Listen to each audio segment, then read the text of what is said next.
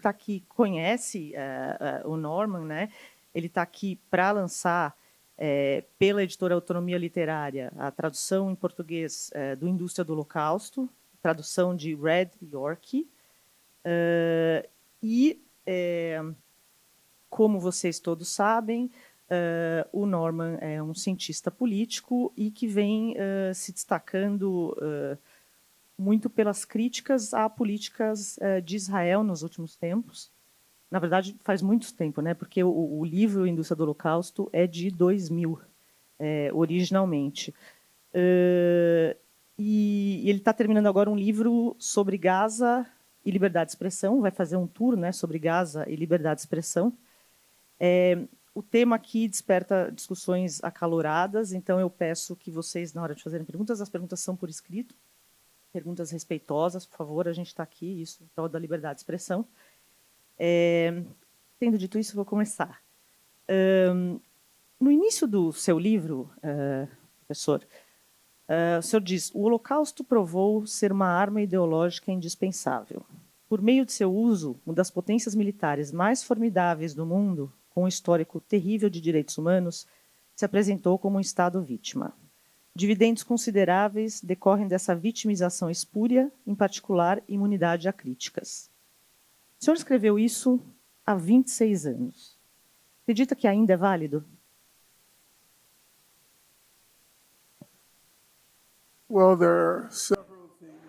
Bom, existem várias coisas que devem ser ditas, algumas considerações preliminares aqui. Primeiro, o livro não é sobre o Holocausto nazista. Há historiadores muitíssimo competentes, muitos, a maioria talvez alemães, que escreveram livros excelentes, histórias excelentes sobre o Holocausto nazista.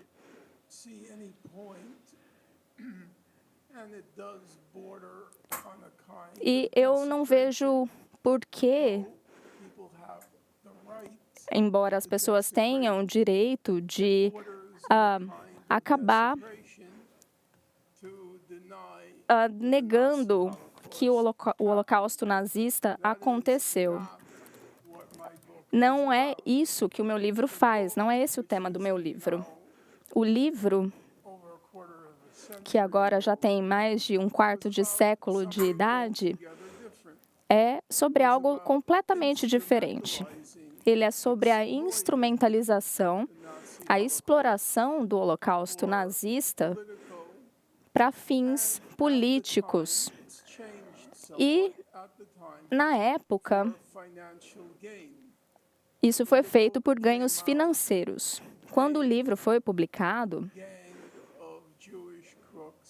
diversas pessoas criaram esse esquema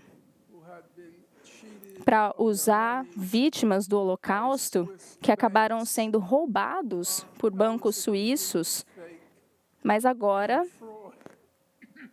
a situação mudou. Hoje também há essa exploração do Holocausto nazista para outras finalidades. Uma boa parte do meu livro se dedicou justamente a demonstrar que esse caso relacionado aos bancos suíços, na verdade, era uma mentira. Eu não defendo banco nenhum, certamente, mas eu defendo, sim, a verdade. E eu também não gostava já da ideia de que o sofrimento que os judeus tiveram que enfrentar durante a Segunda Guerra Mundial tenha se tornado um esquema financeiro. Agora, a pergunta que me foi feita foi com relação ao que há hoje, o que está acontecendo hoje na indústria do Holocausto, ou seja, a exploração do sofrimento judaico para imunizar, para proteger Israel contra críticas legítimas, principalmente com relação ao seu histórico relativo aos direitos humanos.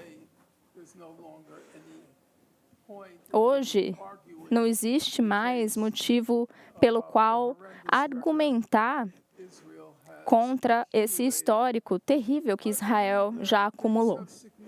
Eu acredito que as coisas mudaram significativamente só nesses 2 anos e meio que passaram.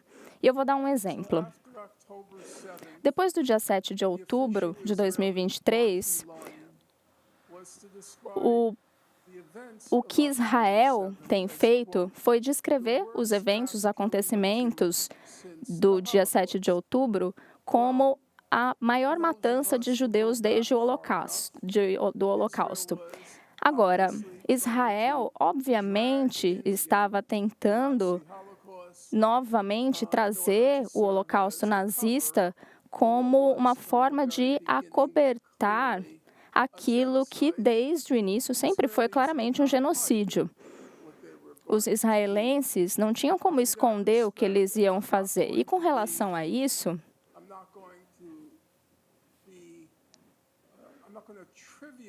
eu não vou tentar trivializar o Holocausto nazista, mas é verdade, se vocês conhecem a literatura a respeito do nazismo e do Holocausto nazista, vocês sabem que o regime nazista foi muito cauteloso em público com relação à alusão feita aos seus planos.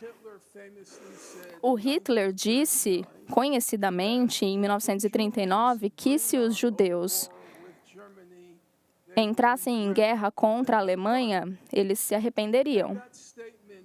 E essa declaração, muitas vezes, foi citada como a primeira declaração de Hitler a respeito dos seus planos com relação à Segunda Guerra Mundial, se ela acontecesse.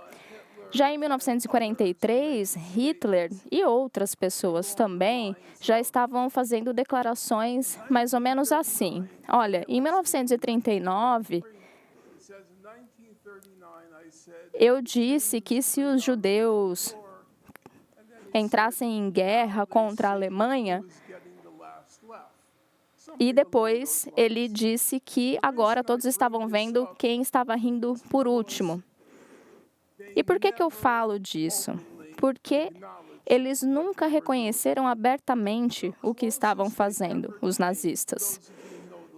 Para quem conhece a literatura, o mais perto que eles chegaram disso foi o Himmler, em um discurso que ele fez. Ele estava falando com os soldados alemães e ele falou algo mais ou menos assim: olha, nós, os pobres alemães, nós temos que executar e exterminar os judeus.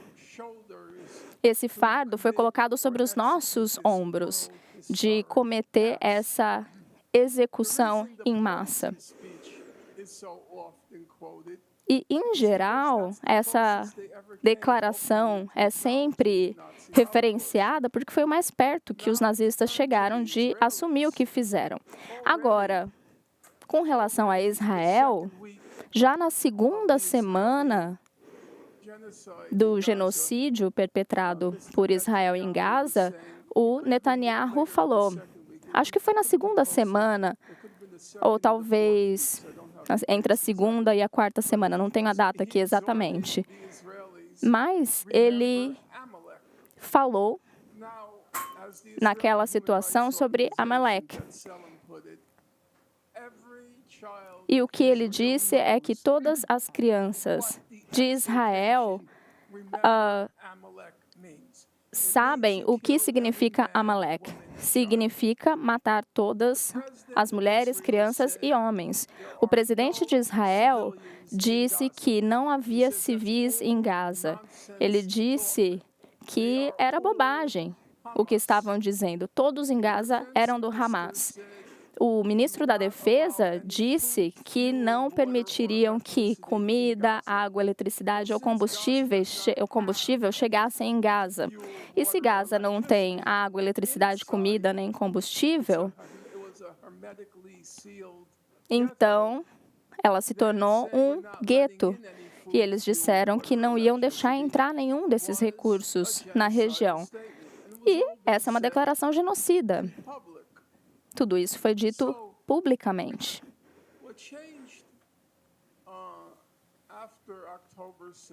E o que mudou depois de outubro, de 7 de outubro, é que, originalmente, eles estavam usando a terminologia que dizia que era a pior atrocidade contra os judeus desde o Holocausto. Mas eles pararam de usar essa declaração. Eu acredito que isso aconteceu por 2 motivos. Primeiro, não funcionou mais. As pessoas acabaram se cansando de ouvir a respeito do Holocausto e essa declaração não ia ganhar tração nos Estados Unidos, que é o principal público dessas declarações. Não ia colar. Então, naquele momento, a indústria do Holocausto acabou falindo por conta de um uso excessivo dessa invocação, que já não funcionava mais. E outro motivo, na minha opinião, é que eles não queriam discutir o assunto do genocídio naquele momento, porque havia paralelos muito óbvios se você pensar no Holocausto nazista. E é claro que isso não ajudaria, não beneficiaria Israel. Então, eles acabaram deixando para trás esse assunto do genocídio e decidiram falar sobre algo diferente. Então, eu acredito que a indústria do Holocausto, como uma arma ideológica, eu acho que ela chegou ao fim, o tempo passou. E eu acho que nós vamos ver muito menos referências ao Holocausto nazista de agora em diante, porque essa arma acabou sendo desgastada ao longo do tempo.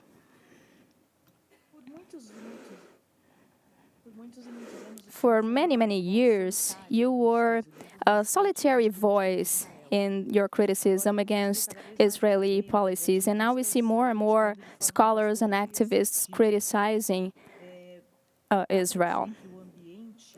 Can we say that there is freedom of speech in the United States to criticize Israel and their policies?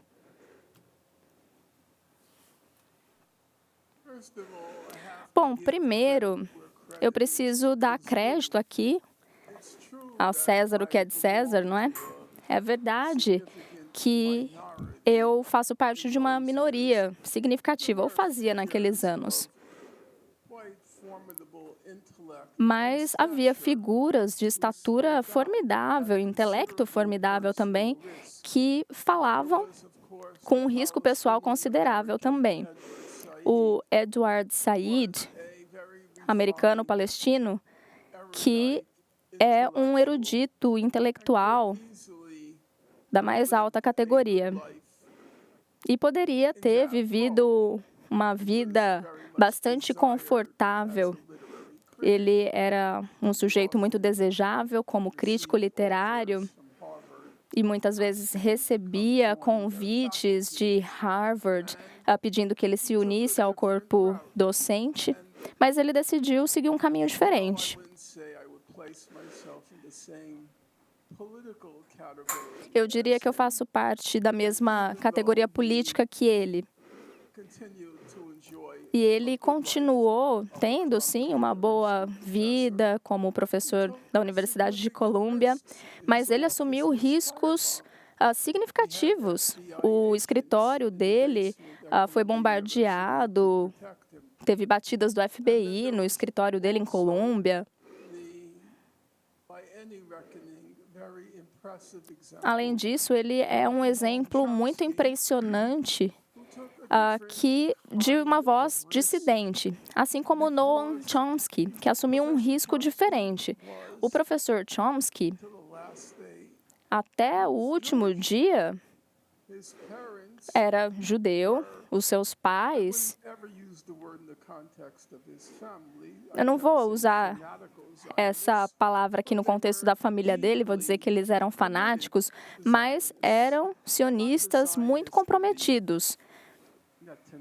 não sionistas do tipo do Netanyahu, mas eles acreditavam, sim, na volta do idioma hebraico.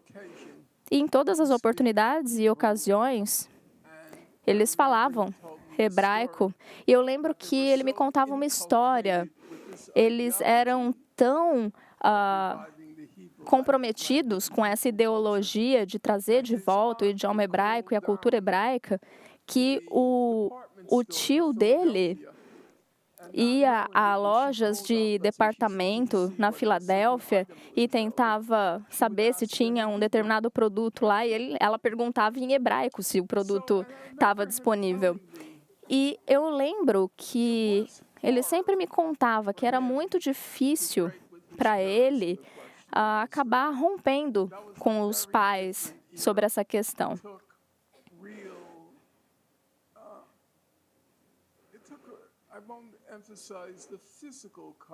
E eu acho que ele precisou ter uma coragem muito grande, até uma coragem no sentido físico.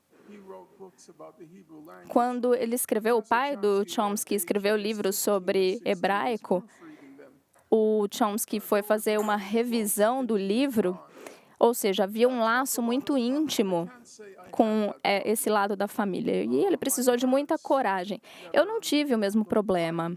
Os meus pais tinham uma visão também bastante leniente de algumas situações. E quando Israel acabou tomando determinadas posições, principalmente depois do fim da Guerra da Coreia, eles consideraram uma traição muito grande. Mas a gente tem que se lembrar que os nossos pais, e nós também já fomos jovens um dia, e talvez a gente não conhecesse a história factualmente, e talvez a gente não tivesse a sensibilidade suficiente na época para entender algumas coisas. Mas se não fosse pela União Soviética, eu não estaria aqui hoje. A verdade é que o Exército Vermelho Soviético é que derrotou os nazistas. Qualquer outra coisa é maluquice. Os Estados Unidos perderam 40 mil soldados durante a Segunda Guerra Mundial. Os britânicos, mais ou menos a mesma coisa. A Rússia perdeu mais ou menos 27 milhões de pessoas. Foi uma luta completamente diferente. O que estava acontecendo ali na frente oriental foi uma exterminação, um extermínio. Mas, do outro lado, foi uma guerra mais convencional. E se não fosse pelo Exército Vermelho Soviético, os meus pais não estariam vivos. E eu certamente não estaria aqui. Então, existe, sim, essa gratidão com relação à União Soviética que os meus pais compartilhavam. E eles sentiram que foi uma traição muito grande de Israel se alinhar ao Ocidente contra a União Soviética. Então, não vou dizer que eu tive uma situação muito conflituosa com os meus pais com relação a Israel. Isso não aconteceu. Mas eles sim se importavam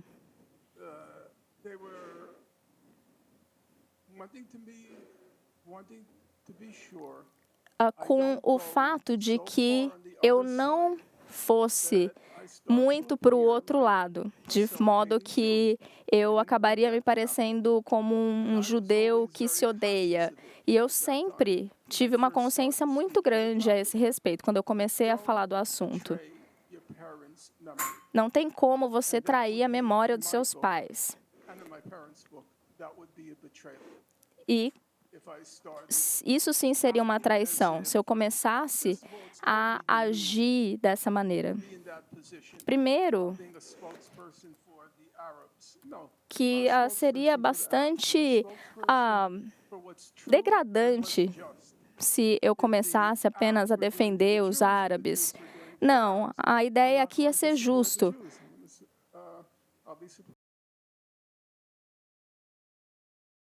os judeus fizessem com os árabes, eu teria que ser apenas justo na minha forma de ver as coisas. Essa é a única categoria que me interessa, ser justo. Agora, voltando à sua pergunta. Eu tenho que dizer aqui, o meu colega, meu camarada e amigo brilhante, Jamie Sternweiner, ele está aqui hoje, cadê? Ah, está ali. Um dia desses eu escrevi para ele. Eu falei, olha, agora está ficando fácil, né? Criticar Israel, criticar os judeus. Agora você nem precisa mais de tanta coragem para fazer isso. Não tem mais dificuldade, desafio nenhum. Algumas pessoas falam, nossa, como ele é corajoso, como o Tucker Carlson é corajoso, o Nick Fuentes também. Como é corajoso por parte dessas pessoas se voltar contra Israel. Olha, eu não vejo coragem nenhuma aí. Eu vejo algo completamente diferente que também começa com C. A capitalização sobre esse ressentimento contra os judeus por conta da sua conduta. Me parece ser uma forma muito flagrante de acabar bajulando esse tipo de discurso. E agora toda essa raiva está vindo à superfície. E aqui a gente tem um problema, não é? Mas o problema, acredito eu, é que foi causado pelos próprios judeus, pelas organizações judaicas. Eles criaram esse problema. Mas existe um problema real. Eu não vou criar nenhuma desculpa aqui para justificar. Você colhe o que planta, como a gente diz, né, no ditado popular. Onda vai, onda vem, você colhe o que planta. Mas existe também um segundo lado aqui na sua pergunta. Sim, existem muitos críticos agora, né? E eu acho que é merecido, como eu disse, mas tem muita gente capitalizando em cima dessa crítica. E, por outro lado, também é verdade dizer, duas coisas podem ser verdades ao mesmo tempo. Também é verdade dizer que em campi de universidades, as pessoas estão aterrorizadas, com medo de dizer qualquer coisa sobre Gaza, genocídio muito menos. Então, existe sim um terror agora nas universidades e em todos os lugares, para falar a verdade. Meu melhor amigo é médico e no hospital ele diz que está todo mundo aterrorizado de colocar qualquer coisa nas redes sociais. Um colega dele acabou de ser demitido. Eles chegam em você e falam, olha, os pacientes judeus estão receosos de que você seja o médico-chefe atendendo os pacientes. E aí você acaba perdendo o emprego. Então, tem as duas coisas acontecendo ao mesmo tempo. Existe uma mudança muito grande na opinião pública, de tal modo que parece que está fácil agora, né, criticar Israel.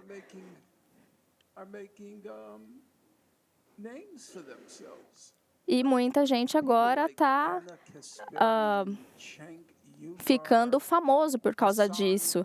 Ana Kasparian, por exemplo, e outras pessoas que têm um QI combinado de um bloco de cimento, um tijolo.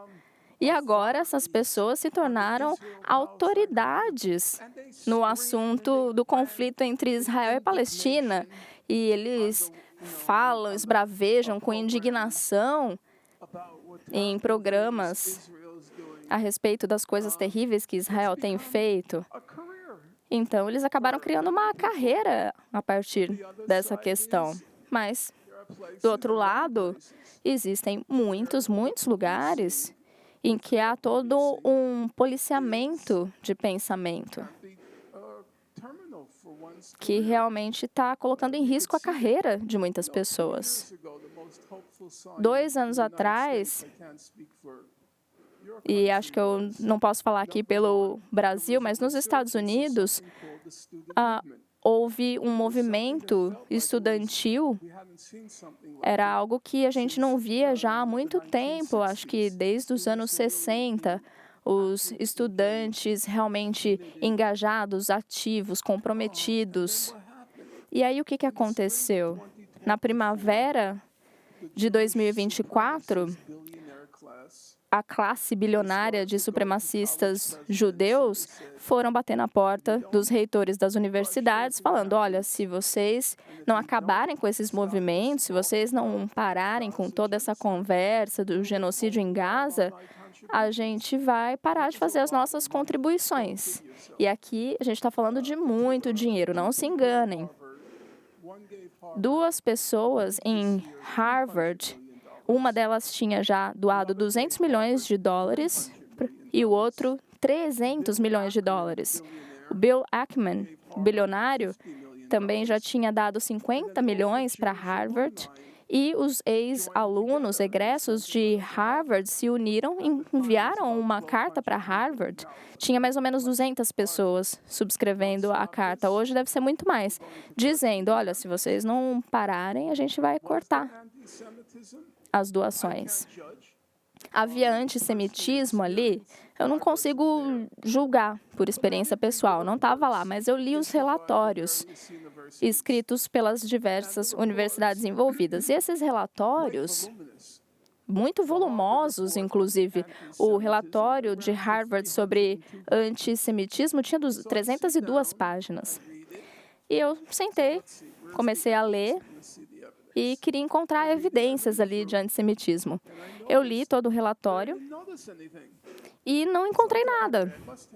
Eu falei, não, acho que eu errei em alguma coisa, porque são 300 páginas, tem que ter alguma coisa aqui, né? Então eu li de novo. Cadê as evidências? Onde é que está a prova aqui, a evidência? E a evidência, disseram eles, é que os judeus israelenses que vêm estudar em Harvard, eles não se sentem queridos, se sentem excluídos. Eu tenho certeza que isso aconteceu, sim. Então, Harvard pensou o quê? Olha, a gente tem que ser mais inclusivos.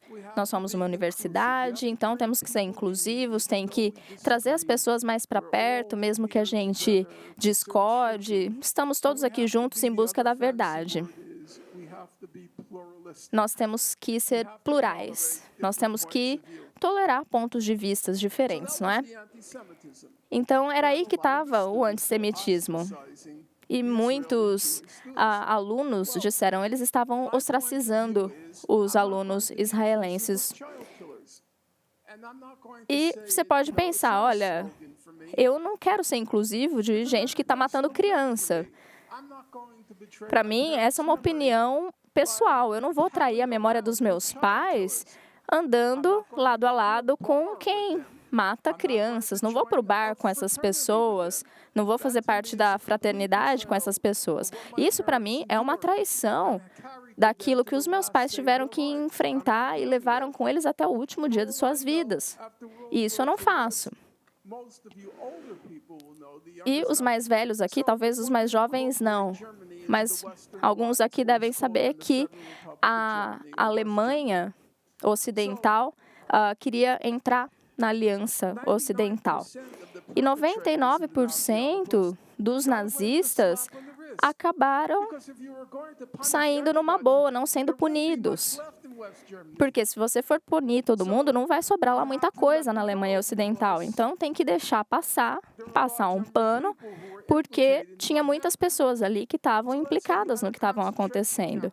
Imagine que você tivesse ali guardas de campos de concentração.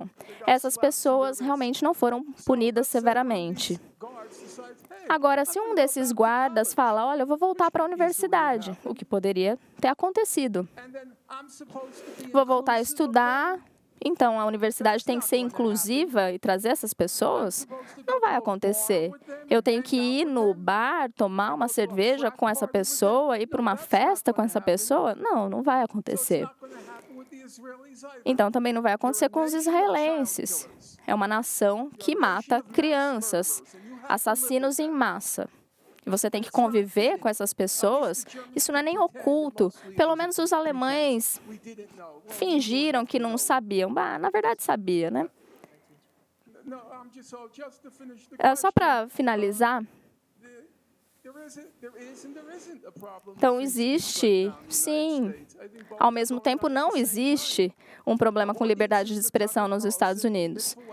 Com o Nick Fuentes, o Tucker Carlson, a gente vê que a popularidade dessas pessoas está aumentando, mas existe também um terror acontecendo ao mesmo tempo.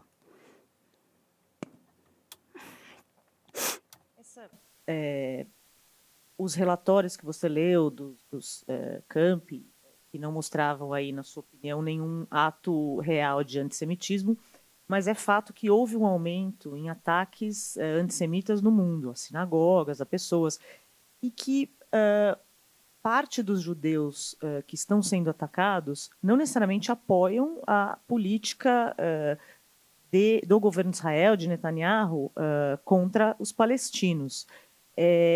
Como você reage a isso, essa alta de antissemitismo no mundo, inclusive, e quem está no lado ali que recebe, muita gente não concorda com o que Netanyahu está fazendo?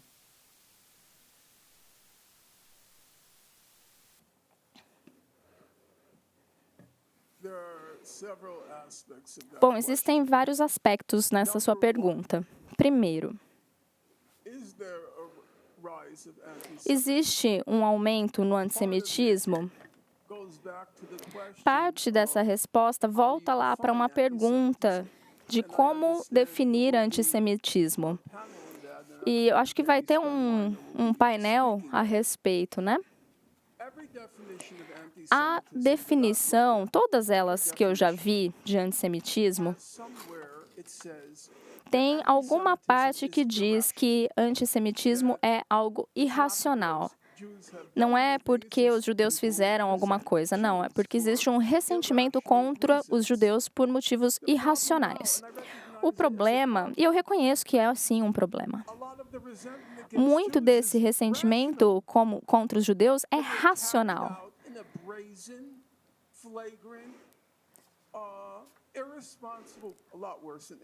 Houve uma irresponsabilidade flagrante por parte dos judeus. E aqui, irresponsabilidade eu uso como eufemismo. Nós sabemos de pessoas que foram deportadas, por exemplo, em circunstâncias bastante precárias. Já os bilionários supremacistas judeus, que põem muito dinheiro em Colômbia, a Universidade da Pensilvânia, em Harvard também, todas essas pessoas que pressionam as universidades poderiam ter falado, olha, a gente não quer que os nossos alunos sejam deportados. Essas pessoas estão passando por circunstâncias em que os familiares nem sabem o que está acontecendo. As universidades disseram isso. Se tivessem dito, essas deportações não teriam acontecido. Então, eu tenho que dizer que essas pessoas são responsáveis, sim, pelo que aconteceu. Então, eu não posso dizer que esse ressentimento é irracional. Não é como se inocentes, de repente, se tornaram objetos de ataque. Isso não é verdade. Eu reconheço tudo o que você disse. Cria realmente problemas reais em que muitas pessoas que não têm nada a ver com a situação estão sendo atacadas. Eu já disse publicamente várias vezes que eu tenho sido atacado. O Tucker Carlson, por exemplo, o Nick Fuentes, ele nem esconde, na verdade, ele sempre fala os judeus. Mas eu acho que muito dessa questão tem sim uma motivação antissemítica por trás. Eu sou atacado todos os dias. As pessoas falam, como é que você fala do Tucker Carlson, ele é tão corajoso, me poupe, né? Na verdade, eu acho que ele está capitalizando sobre esse ressentimento contra os judeus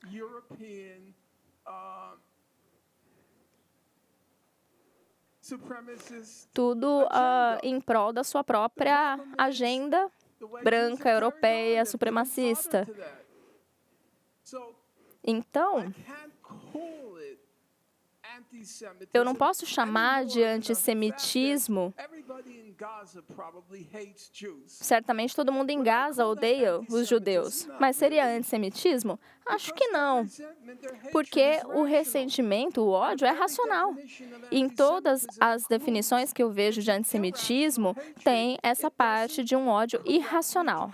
Mas eu acho que não captura corretamente o que está acontecendo. Esse ressentimento, e mais do que ressentimento, né, o ódio dessas pessoas em Gaza, e também não captura outras nuances também do antissemitismo. Mas eu não vou negar que existem mais incidentes acontecendo de antissemitismo. Eu nego a magnitude, aí sim, porque eu vejo os reportes, mas eu não vejo as evidências dessa onda crescente de antissemitismo. Não está acontecendo. Você disse que muitas das vítimas são críticas de Israel. Bom, se fossem mais vocais, mais críticas, esse problema não ia acontecer. O problema é que as organizações judaicas, inclusive aqui no Brasil, a gente tem que ser honesto com relação a isso. Mesmo aqui no Brasil, elas estão tentando forçar essa definição estúpida de antissemitismo, que foi criada para silenciar as críticas a Israel. Então, agora você não pode mais ter ressentimento contra eles. E, infelizmente, sim, acaba se espalhando para outras pessoas, para outros judeus. E é um problema, eu reconheço, mas a gente tem que ser claros também sobre outro efeito. O problema em Israel não é o regime, não é verdade. O problema não é o governo, também não é verdade. O problema é a sociedade como um todo. O problema é que eles são maníacos, genocidas. Se a gente for olhar as pesquisas de opinião durante o genocídio em Gaza, foi feita uma única pergunta aos judeus israelenses. Quando as forças de defesa vão a uma cidade, devem matar todos na cidade? Essa é uma pergunta que não é ambígua, né? Quando você vai na cidade, tem que matar todo mundo que está lá? Quase metade dos judeus israelenses disseram que sim. Metade da população de Gaza é composta por crianças, 48%, 49%. E eles disseram que tem que matar todo mundo na cidade. Alguns meses depois, eles fizeram outra pergunta. Tem inocentes em Gaza? Alguém em Gaza é inocente? Do total da população judaica israelense, aliás, da população israelense, 64% disseram que não tem ninguém inocente em Gaza. 20% da população não é judaica em Israel. Então, se você tirar esses 20% e olhar só os judeus israelenses em Israel, é cerca de 70% a 75% que dizem que não tem inocente nenhum em Gaza. O problema não é o Netanyahu, não é o Ben-Gvir, não é nenhuma pessoa específica, é o local, o país. Eles enlouqueceram. As pesquisas de opinião acontecem a cada 2 semanas, fazendo as mesmas perguntas. Você acha que Israel está usando força excessiva em Gaza? Só o que é necessário ou pouca força em Gaza? E nos 2 primeiros anos, a pergunta recebia sempre a mesma resposta. 5% dizia que era excessiva. Isso só para os judeus israelenses. 5% disseram que era força excessiva. 95% diziam que era força adequada ou pouca. E 40 desses 95 diziam que estavam usando pouca força durante um genocídio que eles estavam assistindo dia após dia. Então, toda essa conversa falando que as pessoas não sabem o que está acontecendo, sabem sim.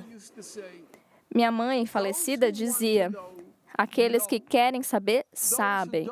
Aqueles que não querem saber, nunca saberão. Se você quer saber o que está acontecendo, O Israel, inclusive, tem o maior uso da internet per capita no mundo. Se você quer saber o que está acontecendo, tem como saber. E se não quiser saber, não vai saber nunca. Então, e veja, eu sou judeu.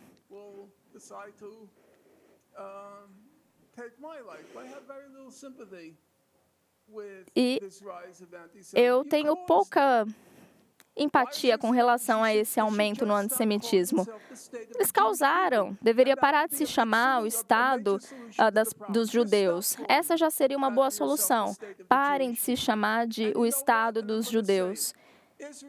E Israel é o lugar menos judaico na Terra, de fato.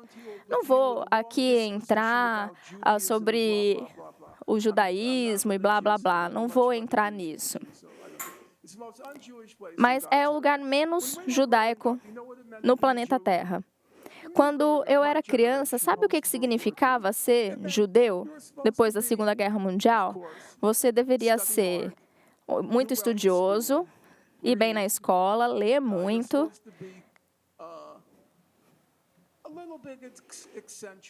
Tinha que ser meio que excêntrico também. Esse era o judeu típico da minha geração. A figura principal era o Woody Allen, com óculos de armação grossa, um cara meio esquisito. Eu sei que ele é esquisito além da conta, né? Mas se você fosse judeu, você teria essa aparência também fraquinha, meio franzino. Era um cara meio esquisito. Na aula de educação física, você não participava, ficava só estudando matemática, ou nem ia para a aula de educação física. Mas em Israel não é assim, não. É uma nação de maníacos homicidas.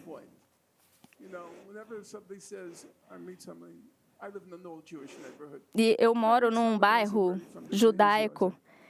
E sempre que eu vejo alguém que é de Israel, eu falo, olha, tchau, não tenho nada a ver com vocês são malucos.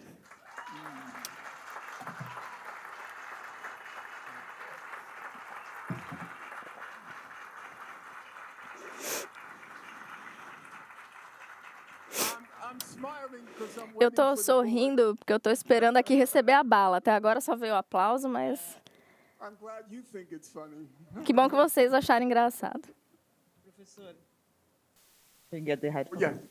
Sorry. O senhor, a gente conversou ontem longamente. O senhor tem uma visão sobre a luta do Hamas, também do Hezbollah, do ponto de vista anticolonial.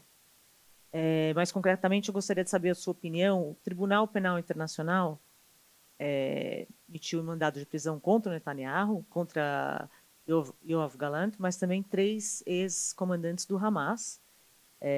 Como a gente sabe, o Hamas, em 7 de outubro, matou 1.200 israelenses e sequestrou 250. O senhor enxerga crimes contra a humanidade, tanto da parte do Netanyahu quanto do Hamas?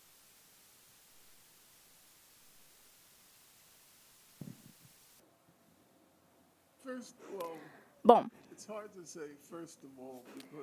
primeiro, essa pergunta tem tantas nuances, tantas perguntas dentro dela, mas o que eu posso dizer é que quando aconteceram os acontecimentos, os eventos de 7 de outubro, eu fiquei muito confuso.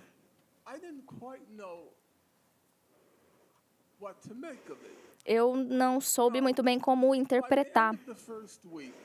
E ao fim da primeira semana, ficou claro, creio eu, que crimes, e quando eu quero dizer crimes, eu me refiro à definição na lei do que é um crime de guerra, um crime contra a humanidade.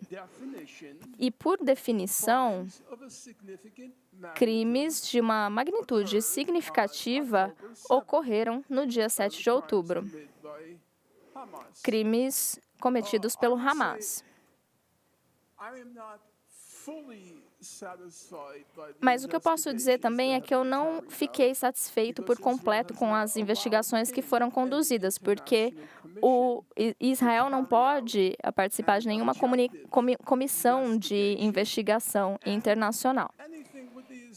E tudo que envolve Israel, eu sempre interpreto com algumas ressalvas. Então, se você perguntar para Israel se está ensolarado lá fora e eles falarem que sim, eu ainda assim vou abrir a janela para dar uma olhadinha, eu não acredito.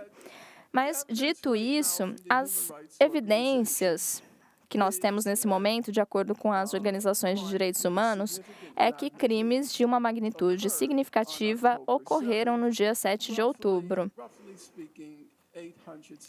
Cerca de 800 civis, os números mais corretos chegam em 850 pessoas foram mortas. E eu não vejo muito motivo para ficar debatendo sobre os números em si. E eu não vejo nenhuma prova que mude significativamente esses números. Então, a gente tem que começar a partir dos fatos, né? E esses são os fatos que nós temos até o momento. Tem algumas coisas que são ditas a respeito de 7 de outubro e eu não acredito que há uma substância a partir de evidências aí. E Hamas e outros grupos palestinos, eu não acredito que há evidências de que eles utilizaram estupro como tática de guerra. As evidências simplesmente não existem. Eu já busquei, e no meu próximo livro, o primeiro capítulo se dedica justamente sobre essa alegação específica de estupros em massa. E não existe evidência. A gente tem que olhar para os fatos de forma concreta. Eu vou dar um exemplo e vocês julguem por si só. Supondo que aqui a minha descrição seja fidedigna. Uma mulher israelense que se auto-intitula a líder de uma comissão civil a respeito dos crimes de guerra cometidos pelo Hamas. O relatório de 286 páginas é bastante repetitivo, difícil de ler, mas essa é uma questão à parte. O relatório diz o seguinte, e prestem atenção nos números. Ela diz que a comissão da qual ela é líder coletou 10.000 fotos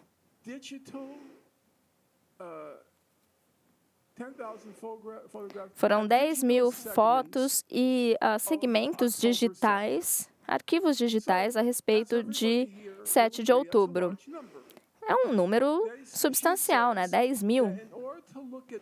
E ela diz que para fazer uma busca em todas as evidências, seria necessário 1.800 horas. Sabem o que são 1.800 horas? Se você fosse sentar e olhar todas as provas, as evidências, por 8 horas por dia, levaria 7 meses para você olhar todas as fotos e todos esses arquivos digitais a respeito do 7 de outubro. Ok?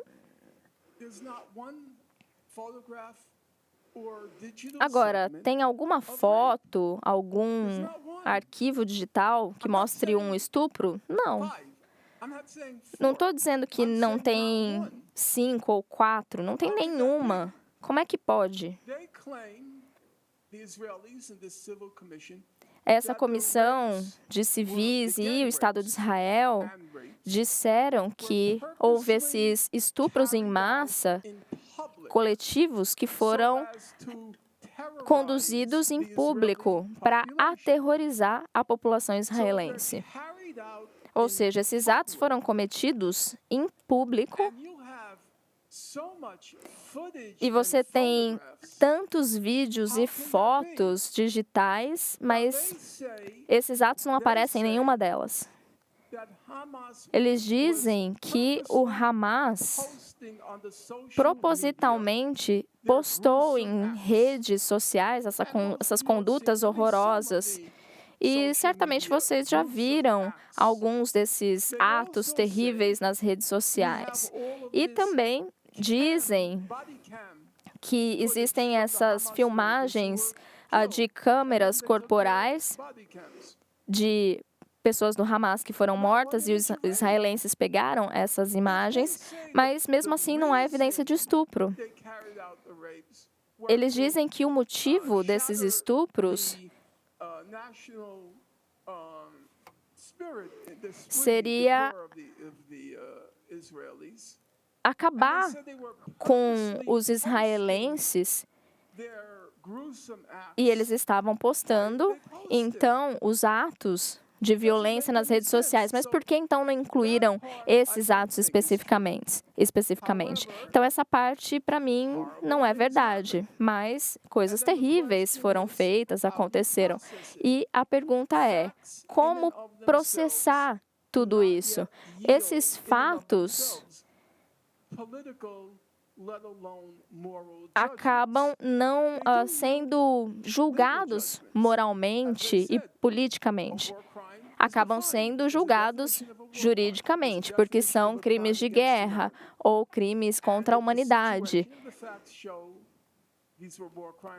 E os fatos mostram que esses crimes, sim, se enquadram nessas definições de crimes contra a humanidade ou de guerra, mas acaba não tendo nenhum julgamento moral ou político. Mas, para encurtar a história, vocês veem que eu tenho dificuldade em encurtar a história, né? Mas, para tentar encurtar a história, eu não consegui entender o que aconteceu.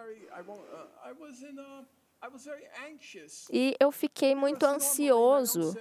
Normalmente, na maior parte da minha vida adulta, eu sempre volto para o professor Chomsky quando a questão é um julgamento moral. Para mim, ele tinha um julgamento moral excepcional. Então, normalmente, eu conversaria com ele, ouviria o que ele teria a dizer e 11 a cada 10 vezes eu concordava. E facilitava bastante para mim ouvi-lo, mas dessa vez eu não tive essa opção. Ele não era mais acessível. Então, eu tive que parar e pensar por conta própria. E, com base no meu conhecimento da situação em Gaza, meu conhecimento a respeito de 7 de outubro, o que eu vejo é que o mais próximo que nós vemos aqui como comparação é com relação à escravidão no meu país. Quando o Nat Turner, nos Estados Unidos, junto com outros rebeldes, tiveram que pensar sobre a ordem relativa a poder votar nos Estados Unidos, a ordem que eles receberam era de matar todos os brancos. E o que eles faziam metodicamente era entrar em cada casa, matar os homens, as mulheres e também crianças. Crianças, inclusive, que foram decapitadas. Então, eu acho que a analogia é bastante válida aqui. E eu não vou argumentar contra os fatos. A grande questão é qual é o julgamento moral a ser feito aqui. Então, eu tive que pensar, o que eu faço agora? Eu pensei, olha, muitas pessoas, os abolicionistas, lutaram contra a escravidão e se comprometeram muito nessa luta. Eram pessoas brilhantes, absolutamente brilhantes, muito corajosas também e muito comprometidas. Então, eu tenho o maior respeito contra essas pessoas. Então, o que elas dizem a respeito dessa rebelião do Nat Turner? Talvez elas possam me dar um norte moral de como interpretar o 7 de outubro. Então, eu voltei para o William Gaberson, que escreveu a respeito dessa rebelião. E o que ele disse? Ele falou, olha, naquela rebelião do Nat Turner foi terrível, coisas horrorosas aconteceram, mas a gente não condena o Nat Turner. E sabe quem ele condenava? Ele condenava os brancos. Ele disse, nós avisamos, nós avisamos, nós avisamos. Você trata as pessoas dessa maneira, você humilha as pessoas, degrada, explora, assassina, não dá a elas nenhuma esperança ou possibilidade de ter uma vida decente no mundo? E o que você acredita que vai acontecer? O que você espera que vai acontecer? Os abolicionistas nunca criticaram os rebeldes, as pessoas escravizadas que se rebelavam. E, para mim, essa foi a atitude correta. Eu estudei Gaza intensamente já nos últimos 15 anos. Eu li os relatórios inúmeras vezes a respeito dos direitos humanos sendo violados. Eu vi o que aconteceu com aquelas pessoas, o que foi feito com elas. Em 2004, o líder do Conselho de Segurança Nacional israelense descreveu Gaza como um grande campo de concentração. Ele, israelense, sabe muito bem qual é a repercussão de usar o termo campo de concentração. Ele é sensível a esse termo. E mesmo assim foi assim que ele descreveu Gaza. E aqueles foram os melhores dias de Gaza em 2004. Os melhores dias, a melhor fase. O que viria depois foi o bloqueio de Gaza em 2006. O que veio depois foram as matanças em massa. A Operação Pillar of Defense, a Operação Gaslight em 2012 e também em 2014. Essas operações ainda nem tinham acontecido naquela época e Gaza já era descrita como um campo de concentração. Os jovens que arrombaram os portões de Gaza em 7 de outubro tinham lá seus 20 e poucos anos.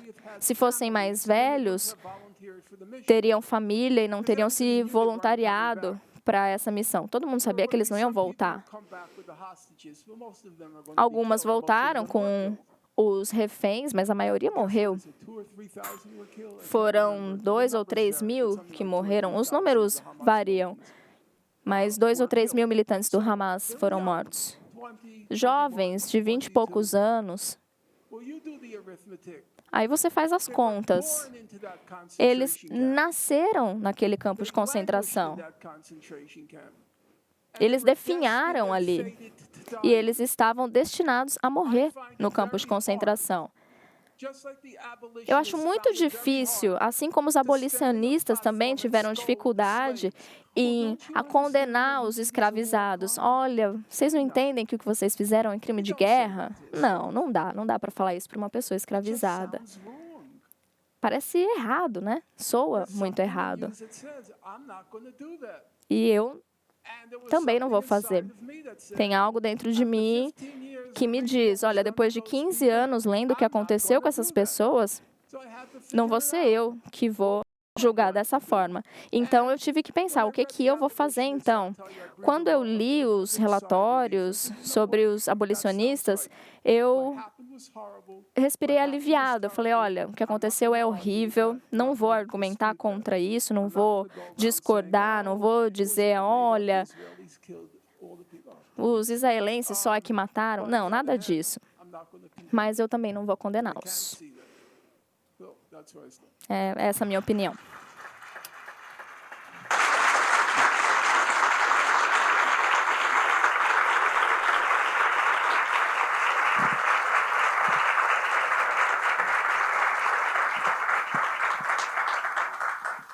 Queria lembrar vocês, a gente tem 15 minutos agora e a gente vai pegar perguntas. Se quiserem mandar perguntas por escrito, vou fazer uma perguntinha aqui, perguntinha não, uma perguntona grave. Gaza cessar fogo coisa nenhuma, continua sendo atacado direto, mais de 72 mil mortes por forças israelenses. Qual é o futuro de Gaza?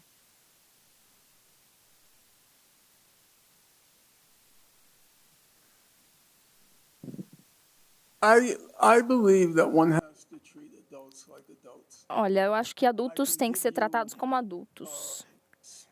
Eu posso falar aqui para vocês sobre como nós devemos lutar na revolução até a vitória e tudo mais. Mas eu acho que eu estaria fingindo ser superior a vocês. Eu consigo internalizar essa realidade, mas eu quero tratá-los como adultos, como iguais. Eu acho que não tem futuro nenhum em Gaza, não tem nada que sobrou em Gaza. 90% das casas foram destruídas. 315 mil casas foram destruídas em Gaza. Se você olhar as estimativas da ONU, levaria 10 a 15 anos só para limpar tudo que sobrou. Não reconstruir, só limpar os escombros. A gente está falando de 16 milhões de toneladas de escombros.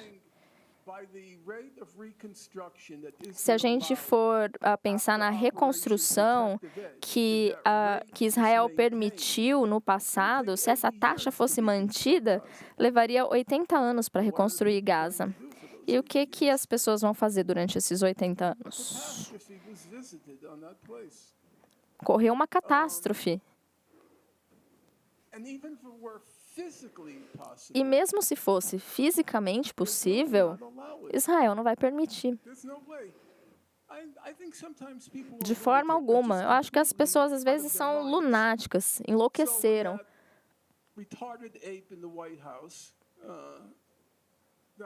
Na Casa Branca, aquele maluco, o Donald Trump, quando ele anunciou o Conselho da Paz e disse que iam reconstruir Gaza, e o trabalho do Conselho da Paz seria reconstruir Gaza, Israel gastou 2 anos e meio reduzindo Gaza a pó e escombro. Você acha que agora eles vão dar as mãos com o povo de Gaza e reconstruir Gaza enquanto as pessoas ainda estão lá? Vocês conseguem pensar, imaginar isso acontecendo racionalmente? Você pode falar, não, Israel não vai permitir, mas você pode forçar Israel a fazê-lo, mas quem vai forçar? Não sei quantos de vocês sabem disso. Não tem motivo nenhum para vocês se sentirem obrigados a saber. Mas, em 17 de novembro de 2025, o Conselho de Segurança da ONU aprovou a resolução 2803, não sei se vocês vão acreditar, mas a resolução dizia o seguinte, eu também não acreditei até ler. A resolução 2803 deu a Gaza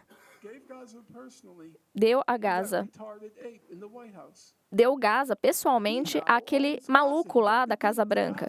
Ele é meio que dono de Gaza. Ele conseguiu, digamos, a escritura de Gaza. Agora, por que eu estou falando sobre isso? Os únicos 2 votos dissidentes, não dissidentes, na verdade, foram abstenções nessa reunião do Conselho de Segurança da ONU, em que ele conseguiu a estrutura de Gaza. Foram Rússia e China. Por que Rússia e China decidiram se abster desse voto em vez de votar não? Sabe por que se abstiveram? Porque todos os estados árabes votaram a favor. A Indonésia, o Paquistão, a Arábia Saudita, o Catar, os Emirados Árabes, Argélia, Jordânia, Egito, todos votaram a favor. Então, você acha que eles vão colocar pressão sobre Israel para reconstruir Gaza? Não vai acontecer. Então, eu não vejo futuro em Gaza. O que vai acontecer?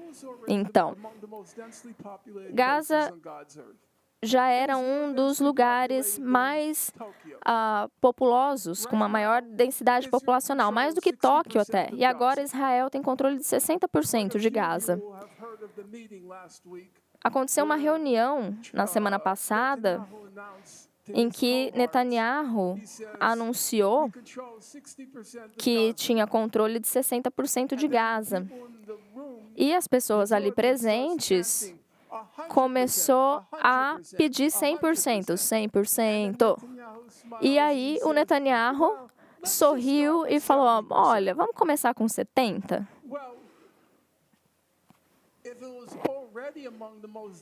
Agora, se já era um dos lugares com a maior densidade populacional do planeta, em que Gaza pertencia a seu próprio povo, imagina se essas pessoas ficarem só em 30% do território. Não tem nenhum auxílio humanitário sendo aceito em Gaza. E para mim, pessoalmente, olha, os meus pais estavam no gueto de Varsóvia, que era justamente um lugar em que o espaço foi diminuindo cada vez mais. A mesma coisa que Israel está fazendo em Gaza. Até que vai chegar algum momento que essas pessoas vão ter que encontrar uma forma de sair. Vai acontecer uma crise humanitária. Vocês lembram na África em que as pessoas entraram nos barcos para atravessar o Mediterrâneo e ir para a Itália, os barcos começaram a afundar numa crise humanitária terrível? Eu acho que vai acontecer alguma coisa semelhante lá. E, na verdade, muitas pessoas vão ficar felizes em ver esses barcos afundando. Eu suspeito que é algo assim que vai acontecer. Posso estar errado, mas se perguntarem a minha opinião, eu acho que é isso que vai acontecer. Sorry, you can drink some water.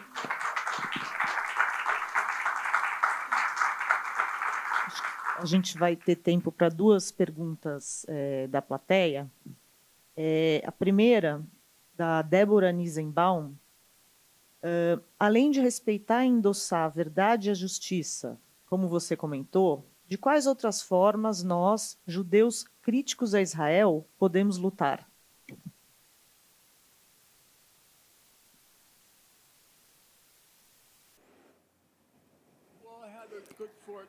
Bom, eu tenho a sorte de ter conhecido alguns judeus brasileiros jovens e ouvir o que eles têm a dizer. E me parece que já tem havido iniciativas bem-sucedidas aqui. E o que eu sugeriria é que nós precisamos saber os fatos, não é? E eu acho que os boicotes são um bom lugar para se começar. Os boicotes a empresas que atendem aos interesses dessas ocupações de Gaza. E as máfias judaicas têm as suas definições de antissemitismo, né, que não tem nada a ver, de fato, com antissemitismo. Na verdade, é apenas uma preocupação relacionada a Israel. Essas definições são tão estúpidas. É um sentimento a respeito dos judeus, o que diz a definição. O que isso significa? Qual é esse sentimento, afinal? A definição deveria trazer a definição do sentimento, não é? Mas qual é esse sentimento? A definição acaba não dizendo nada sobre isso. Então, eles trazem exemplos. Acho que a definição tem, tipo, uma ou duas frases. Duas frases, né? Que, na verdade, é completamente vazia. E aí, depois tem exemplos. São 11 ao todo. Acho que são 11 e 7 tem a ver com Israel, não antissemitismo. E vamos ser honestos. Eu não estou dizendo aqui por efeito retórico, nada disso. Mas o fato é que a causa do antissemitismo hoje no mundo é Israel. Para mim é óbvio. Por que Israel está no radar de todo mundo agora? Porque eles fizeram o que fizeram em Gaza. Essa é a principal causa do antissemitismo. Se quiserem parar o antissemitismo, teriam que parar suas condutas e aí não teriam mais esse problema.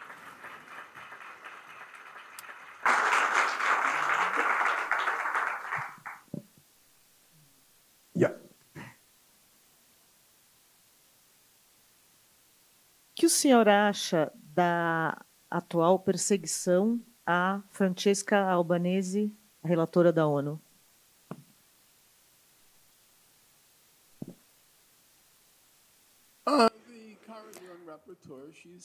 A relatora da ONU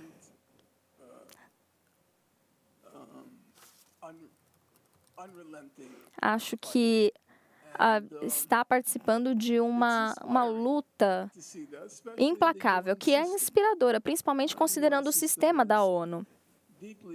O sistema da ONU está bastante comprometido nessa situação toda de Israel. Houve já momentos positivos, momentos bons.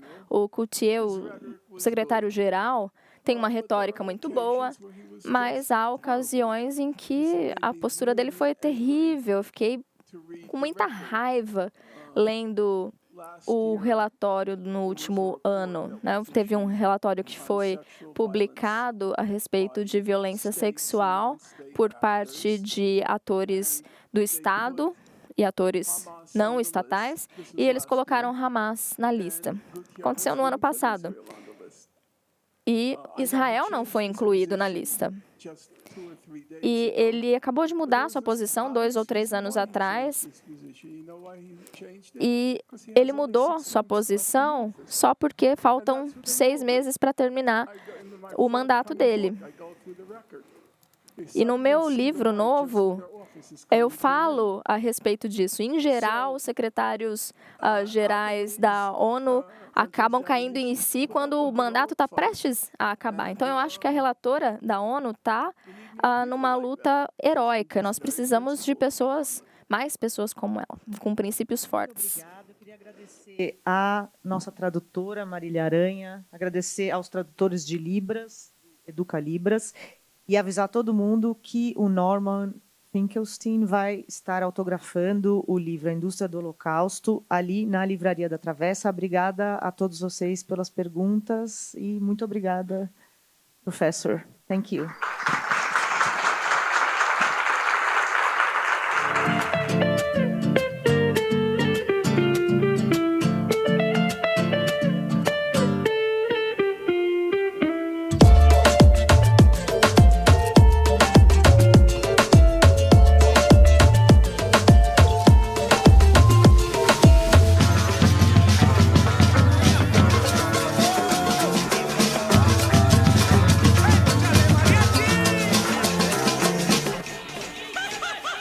Sejam todos e todas bem-vindos à Feira do Livro 2026. A Feira do Livro é uma realização da Associação 451, da Maré Produções Culturais e do Ministério da Cultura por meio da Lei Rouanet. Patrocínio: Mercado Livre, Motiva e Prefeitura de São Paulo na categoria Ouro. Itaú e Laranjinha Itaú na categoria Prata. Apoio: Pinheiro Neto Advogados, Instituto Ibirapitanga, Enjoei e Companhia das Letras. Parceria institucional: Livraria da Travessa, Mercado Livre Arena Pacaembu, SP Livro e Museu do Futebol, junto à Secretaria da Cultura, Economia e Indústria Criativas do Estado de São Paulo. Apoio institucional: Embaixada da França no Brasil, Instituto Camões, Arco Educação, Ministério das Relações Exteriores do Uruguai, Instituto Ramon Llull, Gráfica Viena, Chambril, Quiro, Frida e Mina, Inside by Meliá São Paulo e Higienópolis, Ernesto Tzurnik Advocacia, Ecoar, Arpa, Ovo e Bubu Restaurante. Parceria de mídia: 451, Folha de São Paulo, UOL, TV Brasil, Rádio Nacional, JC Deco, Piauí, Carta Capital, Mídia Ninja, Nexo, Gama e Publish News. Acompanhe a programação e cobertura completa da Feira do Livro 2026 no site da revista 451 e também nas nossas redes sociais @a Feira do Livro. Viva o livro brasileiro!